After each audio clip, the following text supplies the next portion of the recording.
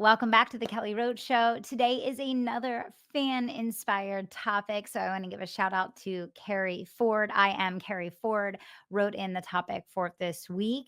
And the topic that she wrote in was actually, how do you know when you are the upper limit in your business? How do you know when you are the thing that is capping your next level of success? And how do you move through it? And what a phenomenal question, Carrie, because at the end of the day, it's always us. We are the problem, right? When you look at the cap or the catalyst to all growth in any company, it starts with leadership. Everything that goes on in a company beneath the leader is either a decision that you initiated or a decision that you avoided. And one of the things that I share with my 7 and 8 figure clients frequently is that every challenge that shows up inside of your company gets dressed up in a different name, but ultimately it's a leadership problem.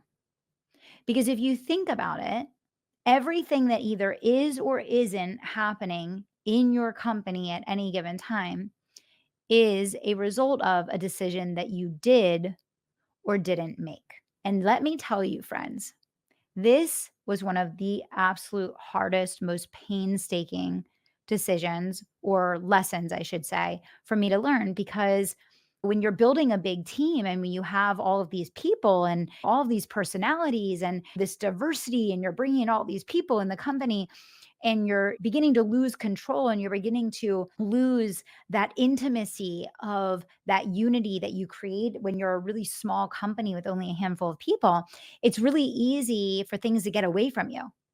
And it's really easy to abdicate your power and to allow chaos to fester in your own company because of your lack of asserting leadership in areas where you need it. So, a lot of times you say, well, I didn't create that. I didn't give permission for that. I didn't allow that. I didn't say they could do that. I didn't say they could not do that. But that is a result of you not communicating your priorities, your values, your expectations as a leader. So you see, friends, every problem that we struggle with inside our businesses in some way, shape, or form goes back to leadership. And I think that as leaders, many times we think about the decisions that we need to make and the things that we need to do. But where we don't recognize that a lot of upper limits come in, or a lot of failure or struggle comes in our businesses, is in the areas where we didn't decide, where we didn't take action, where we didn't step in where we needed to. And that's where we lose control.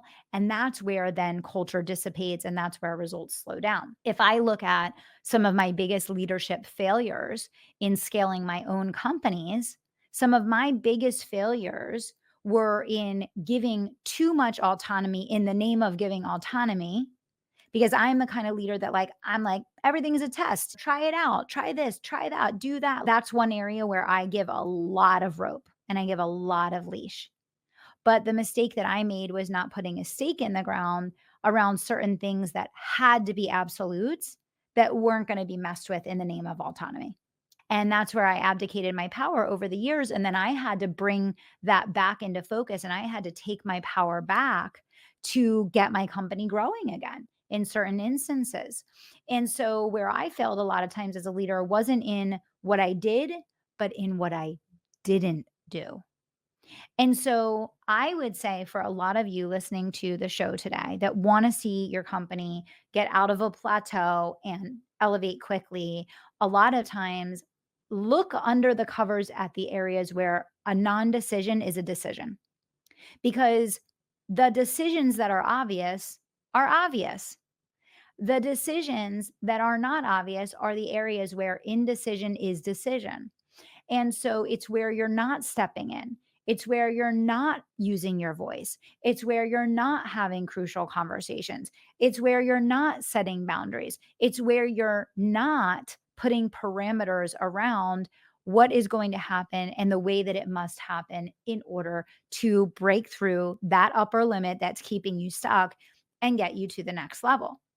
And so I want to give you just a couple kind of guideposts on today's episode that are going to help you get unstuck. Number one, you have to start thinking about every problem in your business as a leadership problem. You don't have a process for something, leadership issue. Your team's not following the process for something, leadership issue. Something is not being done on time and in the right way, leadership issue. Sales activity not being executed, leadership issue. Sales conversations not converting, leadership issue. Because guess what? Either you have the right people that are not being managed correctly in order to get to the outcome that you desire, which is a leadership issue, or you have the wrong people and you have not exited them so that you can top grade and replace with the right people. Leadership issue. And so this is one of the hardest things to wrap our heads around because what we're trying to do as leaders is we're trying to create mental space. We're trying to relieve ourselves of mental load and we're trying to have less on our plates.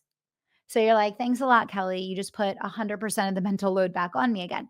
No, but temporarily, yes. Because if you allow indecision to erode the growth of your company, you will hit a plateau, you will stay stuck at that plateau, and eventually you will go backwards because there really is no plateau. There's a resting point for a minute.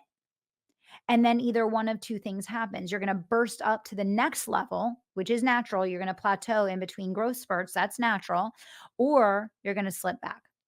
So, in the moment that you hit that plateau, you need to ask yourself, where are the decisions as a leader that need to be made that I've been avoiding or not deciding or not taking initiative on that are going to be the thing that uncaps that next level? And so, I'm going to give you three things that I want you to think about today that are going to make a huge difference in getting out of a plateau and back into high growth mode. The first one is I want you to examine any problems that you've been sitting on in the business for more than 30 days. So, any problem that has been persistent in your business for 30 days or longer, and it is still persisting and nothing has changed. You're not seeing incremental improvement. You're not seeing a pathway to getting that problem resolved. There's nothing that has changed in the last 30 days that tells you that this problem is going to unlock and get you to where you need to be. That is the first warning sign that your leadership needs to be exercised and you are the bottleneck because there is some form of leadership, AKA some form of decision that needs to be made to get you unstuck. That's the first one. The second one is identifying where a lack of decision is in fact a decision. So that person on the team that isn't moving the business forward, that maybe seems like they're neutral ish, but they're hard to work with, or they don't have the best attitude, or they're not the right culture fit, or they don't see the big vision, but they know their stuff and they're not that much of a pain to manage. And you feel like it would be a huge undertaking to replace them. Non-decision. And that non-decision decision that seems a little thing is actually a huge thing because every seat in your business has to be a profit center. And so if you think that someone is a net neutral in your business, they're actually losing you tens of thousands of dollars. From a leadership perspective, you have to get out of this line of thinking of they've been here, they know everything, they're not that hard to manage, whatever. I have seen so many businesses that have been completely sabotaged because there was someone in a leadership position that was a net neutral, quote unquote, that sabotaged the entire growth of the organization. They're not outwardly like a negative person. They have some great attributes. They know a lot. They know what they're doing. They're good at what they do. Like they bring knowledge and expertise to the company. I don't care. I don't care. Either they're contributing to the culture and the business is moving forward productively, profitably because of them, or the business is being bottle capped because of them. And a lot of times it's you're making excuses for them and softening the blow of their lack of impact that keeps the whole business stuck, especially if someone's in a leadership role. Because if you have a leader that's stuck, everyone else beneath them is stuck. You're not going to have a team that performs at a championship level with a coach that is mentally stuck. I've had that in my company too. Let me tell you, that cost me millions and millions of dollars. And I'm not just talking millions of dollars in revenue, I'm talking millions of dollars in income because I had a leader who was stuck and I had a leader who was not productive. And because that leader wasn't productive, none of the people underneath her were either. And so it basically stalled out that entire company for a full year. Millions of dollars lost. Never get it back. And my indecision decision, which was to not move this person out of the role, cost me a year of my life and it cost me millions of dollars. Okay. So my lack of leadership was when I saw that this person was not able to embrace the model and execute successfully in the model and lead successfully in the model. I kept saying they've only been in this role for this amount of time and they have a really good attitude and I really like working with them and they're a really nice person and they're trying really hard.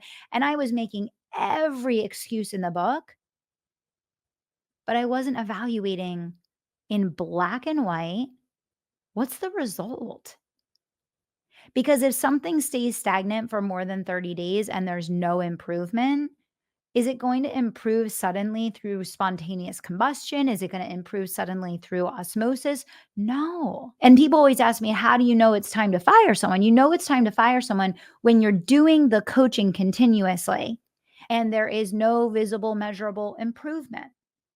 If you're doing coaching with someone and they're actually able to grow in the role and they have an intention of growing in the role, then even if there is a significant stretch ahead of them of how much they need to improve, you should still be able to see incremental progress. So if you commit very intensely to someone's development and coaching and you're invested in helping them to improve in their role and you're doing that coaching continuously and you're not seeing improvement, there's your answer. You don't need to dig any further than that. The third one is you know that you're the problem, you know that you're the bottle cap and you're hitting your own upper limit when you're waiting for something to change instead of initiating change. Because the problem is, if you're the CEO or you're the president of a company or you're the owner, you're the founder, you're the leader, no one's coming to save you. You're the person. The job of a leader is to solve problems. The job of a CEO is to solve problems. The difference between a producer and a leader is that the leader's job is to solve problems. Yes, we produce also. Yes, we contribute also. But our primary job is to solve problems and make it easier for everyone else to do their jobs because we do a good job solving problems, which is our job. So if you're waiting for something to change instead of initiating change, you're the problem. So these are the three things I would really evaluate in your own leadership. And especially because you're listening to this episode, it's the fourth quarter of the year. You need to make sure that you can hit the ground running and really take your business to new heights in the new year. And the number one thing that will sabotage your ability to do that is if there's internal friction in the company. And no one, absolutely no one can afford internal friction in their businesses in a business climate like the one that we're operating in today. So, to encapsulate the entire lesson of today's episode, every problem in your business is a leadership problem that is dressed up with a different nickname. The moment that you have this realization and the moment that you commit to being the leader that is going to bust through your upper limit and get to your next level, you will start taking initiative. You will start making decisions and you will start stepping up in the places that are necessary and required in order to have next level business success. I want to thank you so much for tuning in to today's episode. And if you are interested in more high powered self leadership conversations, you want to exercise your faith, your self leadership, your trust, you want to grow in your ability to be a visionary leader, I want to remind you that January is the opening gate for Kairos leadership. We open only one time a year. This is my most intimate inner circle. This is where we really focus on mental toughness, on integrating faith in leadership and empire building, exercising self-trust, really stepping into the role of a visionary, and everything that goes into leading multi-million dollar corporations. So if you'd like to be on the wait list so that you're one of the first to know when Kairos opens in January, I want to invite you to scroll on down below the episode and go ahead and sign up for the wait list to make sure you get notified as we begin to open registration. Thanks so much for listening to the Kelly Roach Show. I hope today's episode was powerful for you. Don't forget to sign up for the Kairos Leadership waitlist, and sharing is caring. Pass this episode along to someone you know it'll make a difference for.